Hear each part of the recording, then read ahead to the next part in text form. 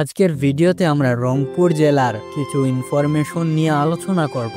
রংপুর বাংলাদেশের উত্তরের দিকে একটি জেলা, যেখানে শীতকালে ঠান্ডা বাতাস আর গ্রীষ্মে সবুজ ধানের ক্ষেত চোখ জুড়ে যায়। কিন্তু মজার ব্যাপার হলো, এখানকার মানুষজন বলে রংপুরের মাটিতে একটা আলাদা ম্যাজিক আছে। এখানে উৎপাদিত আলু আর তামাকের স্বাদ অন্য কোথাও পাওয়া যায় না।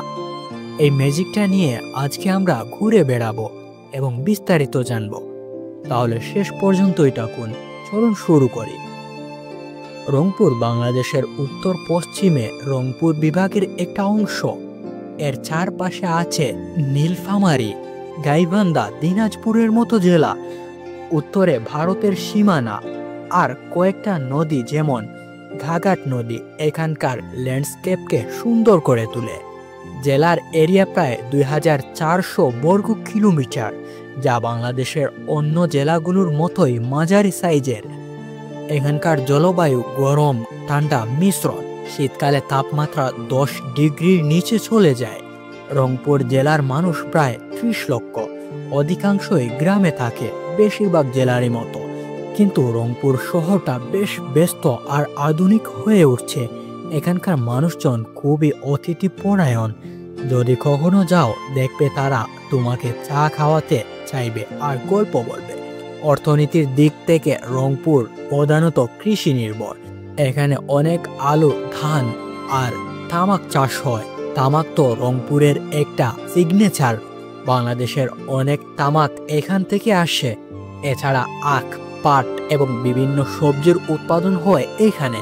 শিল্পের দিকে আসলে রংপুরে কার্পেট বা ধুরি তৈরি হয়, যা দেশ বিদেশে এক্সপোর্ট হয়। ঘাঘট নদীর ধারে কয়েকটা ফ্যাক্টরি আছে যেখানে এগুলো তৈরি হয়।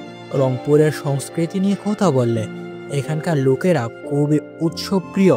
নবান্ন উৎসব, পহেলা বৈশাখ, এসব তো সারা বাংলাদেশে হয়, কিন্তু রংপুরে আলাদা একটা ফ্লেভার আছে। এখানে অনেক গান বাজনা এবং নাচের অনুষ্ঠান হয়, বিশেষ করে গ্রামীণ মেলায়। খাবারের কথা বললে, রংপুরের পিঠাপুলি অসাধারণ। শীতকালে গরম গরম ভাপা পিঠা খেলে মন ভরে যাবে, মনে হবে স্বাদের স্বর্গে আছে। আর এখানকার মিষ্টি দই এবং ফলের জুস খুবই বিখ্যাত। রংপুরের বাজারগুলোতে গেলে তাজা ফল সবজি পাবে।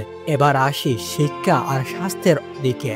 রংপুরে অনেক ভালো স্কুল এবং কলেজ আছে। কারমাইকেল কলেজটা বেশ নামজনক। বিগত কয়েক বছরে এখানে অনেক ইউনিভার্সিটি গড়ে উঠেছে, যেমন বেগম রোকেয়া ইউনিভার্সিটি। ছাত্রছাত্রীরা এখানে পড়াশোনা করে দেশের বিভিন্ন জায়গায় চাকরি করেন। স্বাস্থ্যসেবা নিয়ে বলতে গেলে, রংপুর মেডিকেল কলেজ হাসপাতালটা উত্তরাঞ্চলের অন্যতম বড়। এখানে অনেক ডাক্তার আছে যারা গ্রামের মানুষদের সেবা দেয়। কিন্তু চ্যালেঞ্জও আছে, যেমন বন্যা হলে রাস্তাঘাট নষ্ট হয়ে যায়। রংপুরের পরিবহন ব্যবস্থা নিয়ে কথা বললে, ঢাকা থেকে রংপুরে যাওয়া খুবই সহজ। বাসে 6 থেকে 7 ঘন্টা সময় লাগে। রংপুরের অনেক সুন্দর সুন্দর জায়গা আছে। এগুলোর মধ্যে প্রথমেই হয়তো আসবে তাজহাট প্যালেস। এটা রংপুর শহরের কাছে একটা সুন্দর ভবন, যা মিউজিয়াম হিসাবে ব্যবহার হয়। এখানে গেলে তুমি দেখতে পাবে পুরনো জিনিসপত্র, ছবি আর আসবাব।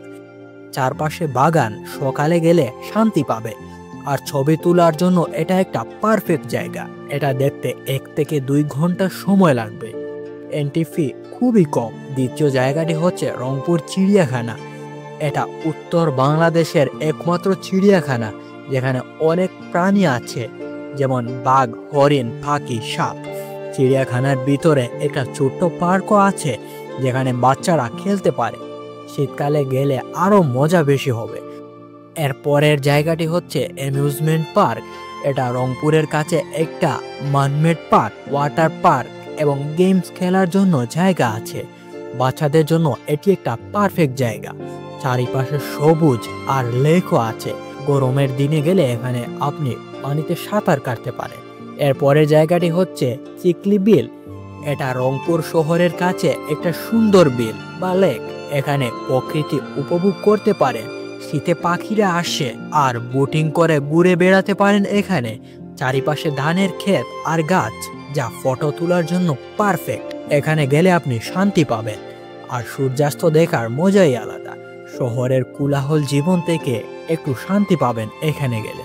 রংপুরের আবহাওয়া নিয়ে বলতে গেলে এখানে বর্ষার সময় প্রচুর বৃষ্টিপাত হয়, যা নদীগুলোকে ভর্তি করে দেয়, কিন্তু কখনো কখনো বন্যাও হয়।